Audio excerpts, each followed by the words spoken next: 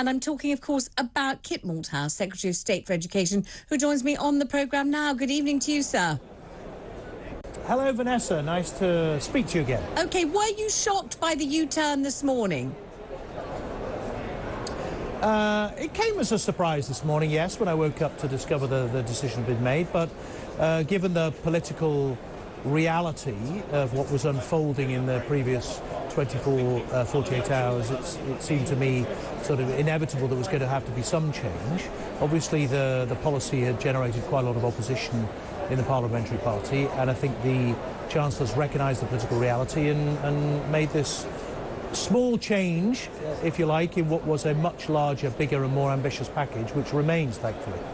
I mean, you know, you and I have had an association for years. I've questioned you many, many times on the BBC when you were Boris Johnson's head of policing, when he was Mayor of London, when you wanted to be Mayor of London yourself, in your different guises, Kit, over the years. And I hope I'm not exaggerating when I say I would consider you to be a man of the people. You seem to be, and always have seemed to be, a grassroots kind of a guy. You sort of know what's going on. You don't seem to be leading a kind of elevated, etiolated, bizarrely kind of privileged life. You seem to know, you seem to have a handle on life, at least to me you seem to.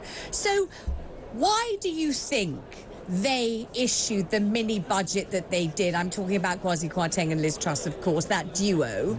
And then only 10 days later had to realise, what I have a feeling you will have known already, that it wasn't going to wash, it wasn't going to play, was it? It was going to look absolutely terrible, that 45p tax cut. It wasn't going to be good.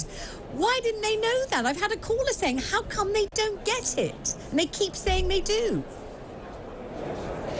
Well, look, you're right, Vanessa. I've been involved in politics for a long time, and that has taught me that these things do occasionally happen, right? Things are put out there with the best of intentions, and then they get a reaction that means they have to be reversed. Now, we've seen these kind of cuts in the past. It wasn't very long ago, well, it was a while ago now, that George Osborne cut the top rate from 50 to 45, and that was broadly welcomed. And I think, as the Prime Minister said, I think yesterday, you know, maybe there hadn't been enough pitch rolling to say that, you know, if you cut tax rates, often you collect more money. And, you know, some of those arguments that have been made. But look, we are where we are, and part of the issue from my point of view is that actually, and I agree with you about understanding, you know, the way people live and their needs, it's a bit of a distraction for me from some of the really big stuff that's in there to help people. You will remember over the whole of the summer, I was at the Cabinet Office dealing with what is going to be a challenging winter, and the really strong fear in the British people that they weren't going to be able to afford to pay for their energy bills. Now, there is a big part of the package which is about supporting them in that challenge, right? Making sure that they're not going to be put under undue financial pressure over the winter. Everybody's going to get a penny income tax cut in the future. We think that will make a big difference to people's lives and put more money into their pockets. We're now working on projects like how can we reform childcare so that's more available to people who want to go back to work or want to take on more hours. So there's lots in the package, which I think is really great. And the fact that they've moved this policy aside, I think removes a distraction politically. You know, financially, it was a very small part of the package, but removes a distraction politically so we can really concentrate on that stuff, which is important to most people. When you say we are where we are, where are we? Are we in the most terrible mess? Are we kind of plunging into an abyss of anxiety? And if we're not, and actually this is a constructive, reassuring, practical, pragmatic, helpful mini budget, is there a major communication problem maybe with your party, that we're supposed to realise there's a rescue raft, only somehow it doesn't feel like that, it hasn't been put over like that? Now, that's not our fault, is it?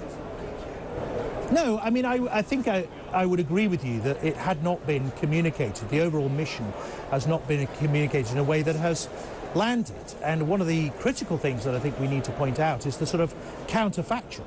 Right, so as I say, during the whole of the summer, people were jumping up and down about the level of the tax burden and energy costs on people. And the Prime Minister said during the leadership that she would move very quickly to deal with that. And by God, she has. Right now, that's taken people by surprise and obviously called this turbulence. But there's another thing that people forget that maybe we should remind them, which is when the Bank of England last did its forecast economically, it forecast a 15-month recession. Right now, that could be devastating economically. So the idea that the government should not move to try and counteract that, to try and get us through it in good shape, like, for instance, by withdrawing the rise in corporation tax, which is going to hit a lot of smaller businesses, right? Or the rise in national insurance, which is hitting a lot of people in their pockets, would seem to be dilatory if we hadn't done that. So I think I've said in other forums, I was kind of surprised that people were surprised, because the Prime Minister said she was going to move very quickly.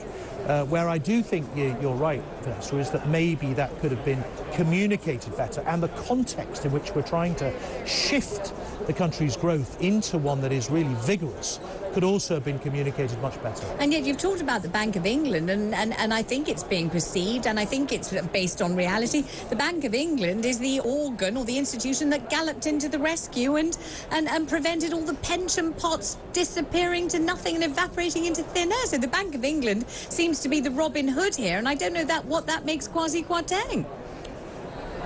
Well, the Bank of England did move quite quickly to stabilise a certain element of the pensions market where, as I understand it, pension funds had got into the habit of getting into derivative swaps on credit, and that was something that needed to be sort of dealt with, if you like. But we are dealing, Vanessa, in a background of kind of global influences on our economy, the like of which we haven't seen for some time. Obviously, we've got the war in Ukraine, we've got inflation across the world where rates are rising, so in the States now at 4% already, being very aggressive about their interest rate policy. And obviously we're still dealing with the ripples of COVID in our own economy, the supply chain problems.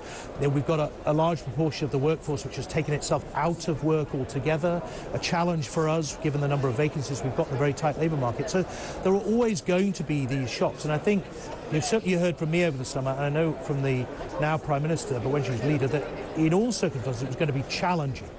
And I think if the government is guilty of anything, and the Prime Minister and Chancellor, it's being too eager, if you like, to get out there quickly with the measures that they think is required to jolt the economy into the kind of growth we need to get us through. Well, you communicated that loudly, clearly and plainly as far as I could see. Maybe they need to swap you around a bit and get you as the chief spokesperson. Kit Malthouse, thank you very much indeed for joining us on the programme. Greatly appreciated. That's